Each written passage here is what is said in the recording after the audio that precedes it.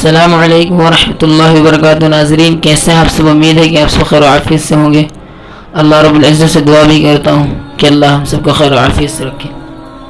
ناظرین آج کی ویڈیو میں ایک بہت بڑے عمل کی فضیلت، ماہ رمضان میں عبادت کا انعام، حضور اکرم صلی اللہ تعالی علیہ وسلم نے رمضان المبارک کی فضیلت بیان کرتے ہوئے ارشاد فرمایا کہ جو شخص رمضان میں ایمان کی حالت میں ثواب کی نیت سے عبادت کے لیے کھڑا ہو، یعنی نماز کے لیے کھڑا ہو یا تلاوت کے لیے ارادہ کرے، تو وہ گناہوں سے اس طرح پاک ہو جاتا ہے جس طرح اس کی ماں نے اس کو جنا تھا۔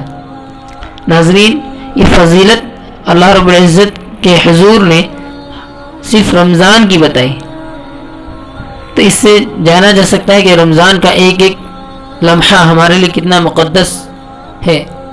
تو خدا را اللہ کے واسطے جو رمضان آپ کو ملا ہے، ہم کو ملا ہے، اس کے ایک ایک لمحے کو ہم قیمتی بنائیں۔ کچھ نہ کر سکیں تو گناہ کی طرف بھی نہ مائل ہو، یا تو اچھا کام کریں ورنہ خاموش ہو جائے، لیٹ جائے، برا کام نہ کریں۔